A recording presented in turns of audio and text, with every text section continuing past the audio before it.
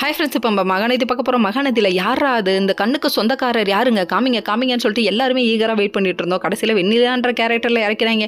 இந்த முகம் புது முகமாக இருக்கும், நம்ம எல்லாம் எதிர்பார்த்தோங்க. கடைசியில் பழக்கப்பட்ட முகம் தாங்க. இந்த பொண்ணு அஞ்சலியா இது அப்படிங்கிற மாதிரி இருக்குது. சரி பரவாயில்ல விடுங்க, அஞ்சலியும் இல்லை ஆறலியும் இல்லை, இந்த பொண்ணு ஒரு வழியாக வந்துருச்சு அப்படிங்கிற மாதிரி ஆயிடுச்சு. இறக்கி விட்டு பார்த்தோன்னே இந்த பொண்ணுக்கு பழசெல்லாம் மறந்துடுச்சாங்க. ஏதோ ஆக்சிடென்ட் மாதிரி ஃபீல் பண்ணுறாங்கன்னு நினைக்கிறேன். ஆக்சிடென்ட்டு அதில் வந்து இந்த பொண்ணு இறந்துருச்சுன்னு இங்கே ஒரு பக்கம் இவர் நினைக்கிறான்னு நினைக்கிறேன். இன்னொரு பக்கம் பார்த்தா இந்த பொண்ணுக்கு எந்த நேரமே இல்லைன்னு நினைக்கிறேன். இந்த ஃப்ளெக்ஸை பார்த்த உடனே கண்டிப்பாக இந்த ஏதோ ஒன்று இருக்கே அப்படின்னு சொல்லிட்டு யோசிக்க ஆரம்பிச்சிட்டாங்க. யோசிச்சது மட்டும் இல்லைங்க, இந்த போஸ்டரை பார்த்தோன்னே உங்களுக்கு பழசெல்லாம் ஞாபகம் வர ஆரம்பிச்சிருக்குன்னு நினைக்கிறேன். ஒரு வழியாக ஆசிரமத்துக்கு திரும்ப கூப்பிட்டு வந்தோடனே பேரையே மாற்றி நிவேதாங்கிறாங்க. அதுக்கப்புறம் என்னாச்சுமான்னு சொல்லி கேட்க, அதுக்கப்புறம் இல்லைம்மா ஒன்றும் இல்லைம்மா ஏதோ யோசிச்சுட்டு இருக்கா பாருங்கன்னு சொல்கிறாங்க.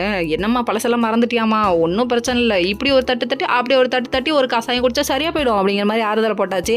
அதுக்கப்புறம் பார்த்தீங்கன்னா சரின்னு சொல்லிட்டு உள்ளே கூட்டு போயிட்டாங்கங்க. அதுக்கப்புறம் நம்ம விஜய் காவேரியும் ஆஃபீஸ் கிளம்பி வராங்க. வர வழியில் இவர் காரை தாறுமாற ஓட்டிகிட்டு இருக்காரு. டே இப்படி ஓட்டினா நம்ம பரலோகம் போய் சேர வேண்டியதான், அதுக்கப்புறம் ஸ்ட்ரைட்டாக போய் நீ வெண்ணிலாவை பார்க்கலாம்டா சாமி, நான் அதுக்கப்புறம் உங்களை தொந்தரவு பண்ண மாட்டேன் அப்படின்னு ஃபீல் பண்ண ஆரம்பிச்சிட்டாங்க.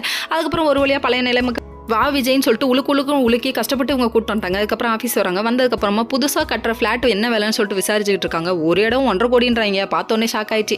இதை விசாரிச்சுட்டு இருக்க கேபில் அதாவது யார் வரான்னு பார்க்குறீங்களா, கௌதம் வந்து இதெல்லாம் உன்னால் கனவுல கூட வாங்க முடியாதுன்னு சொல்லிட்டு உரண்டா இருக்கிறாரு. டே விஜய்கிட்ட மட்டும் பம்மி பேசுகிறேன், இங்கே அதாவது காவேரி கிட்ட என்ன இப்படி பேசுகிற அப்படிங்கிற மாதிரி இருக்குது. அதுக்கப்புறம் உனக்கு என்னடா போடா அப்படின்னு சொல்லிட்டு திட்டி விட்டு அனுப்பிட்டாங்க. அதுக்கப்புறம் விஜய் கூப்பிட்டு என்னடா காவேரி கிட்ட மட்டும் பயப்படாமல் பேசுகிற அப்படின்னு சொல்லிட்டாங்க. ஆஃபீஸ்க்குள்ளே நீ வரவே கூடாது, வெளியே போடா அப்படின்னு சொல்லிட்டாங்க.